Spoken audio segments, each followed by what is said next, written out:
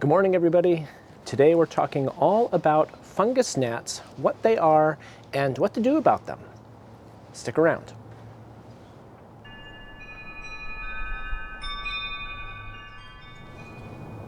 So what exactly is a fungus gnat?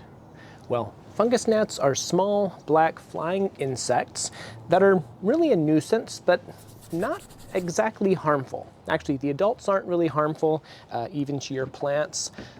It's the larvae that you want to be concerned with. If you have too many fungus gnat larvae in your soil, they can cause issues by eating some of the root hairs on your plants. This is only when you have a lot of fungus gnats, though. Before we talk about how to deal with fungus gnats, it's important to understand their life cycle. Fungus gnat adults live about 5 to 10 days on average, so roughly around a week. During this time, a female fungus gnat can lay as many as 200 to 300 eggs. The eggs gestate in the soil for anywhere between 3 to 6 days, and then the larva will crawl around in the soil for about 10 to 14 days. The larva will pupate for another 3 to 6 days before becoming adults. The main two phases where we deal with fungus gnats is the larval phase and the adult phase. The main cause of fungus gnats is actually overly wet soils. The first thing you need to do if you have a fungus gnat infestation is check to see how well your soil is draining. This could be an indication that you're either overwatering or that you have the wrong kind of soil mix. Factors like glazed spots and cooler weather can make it so that your soil dries out even slower between waterings, so take these things into consideration as well. So our best preventative strategy for keeping away fungus gnats is actually just not to overwater. There's a couple of tools that we can use to make sure that we're not overwatering. The best one, the first one, is actually just your finger. You can take your finger and stick it in the top couple of inches of soil and make sure that your soil is drying out between waterings. And the other tool we can use, of course, is a water meter. Oh, look at that, I've got one right here.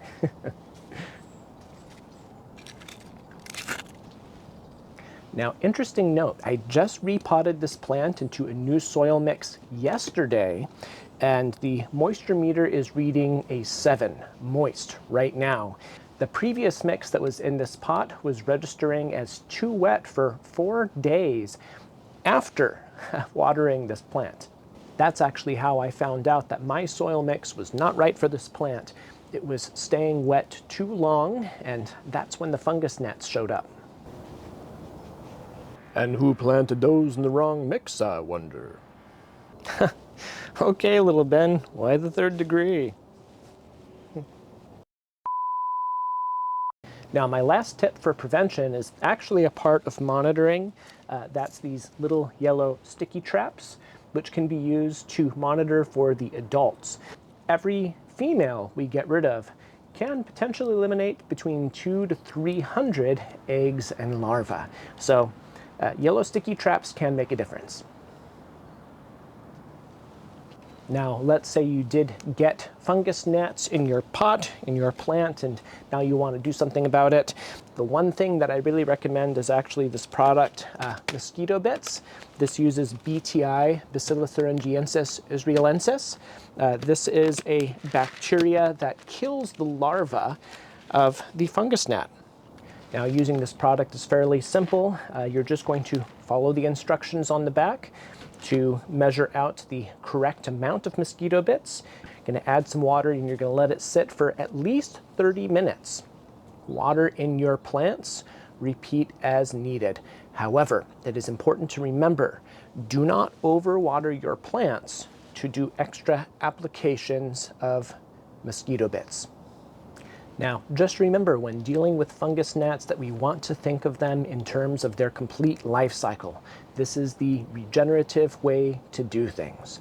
For the adults, something like these yellow sticky traps, and for the larvae, a product like BT or whatever it is that you prefer at home. Now, if you enjoyed this video, please don't forget to like and subscribe on your way out, and We'll see you next time.